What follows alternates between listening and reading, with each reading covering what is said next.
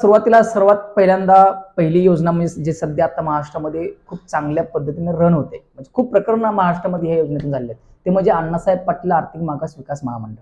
जवळजवळ अण्णासाहेब पाटील आर्थिक विकास महामंडळ योजनेच्या अंतर्गत महाराष्ट्रामध्ये 1.25 लाखाच्या वरती आज लाभार्थी आहेत. म्हणजे 2.25 लाखाच्या वरती आज लाभार्थी महाराष्ट्रामध्ये ह्या योजनेचा लाभ घेतात. आणि ही जी योजना ही व्याज परतावा योजना आहे, म्हणजे वैयक्तिक व्याज परतावा योजना आणि गट कर्ज व्याज परतावा योजना आहे, अशी अण्णासाहेब पाटील महामंडळाची योजना. ह्याच्यामधून तुम्ही व्यवसायासाठी कर्ज प्रदान महाराष्ट्रातील जे मराठा तरुण आहेत हे या योजनेतून व्यवसायासाठी कर्ज प्रदान करू शकतात, अण्णासाहेब पाटील महामंडळ.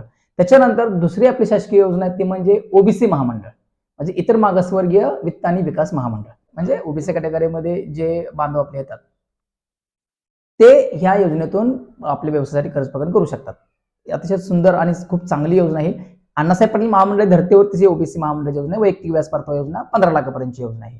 तुम्ही ह्या योजनेतून 15 लाखापर्यंत वैयक्तिक कर्ज प्रकरण करू शकता. जसं अण्णासाहेब पाटील महामंडळामध्ये पण 15 लाखापर्यंत तुम्ही वैयक्तिक कर्ज प्रकरण करू शकता बँकेतून. त्याच्यानंतर तिसरी योजना आहे ती म्हणजे वसंतराव नाईक महामंडळ, म्हणजे विकास महामंडळ. वसंतराव नाईक विकास महामंडळ म्हणजे विझेंटी महामंडळ. जे विझेंटी कॅटेगरीमध्ये जे आपले बांधव येतात महाराष्ट्रामध्ये ते बांधव संपूर्ण ह्या योजनेतून व्यवसायासाठी कर्ज प्रदान करू शकतात. ही पण सेम ओबीसी महामंडळ आणि अण्णासाहेब पाटील महामंडळ धर्तीवरतीच 15 लाखाची वैयक्तिक व्याज परतावा योजना आहे.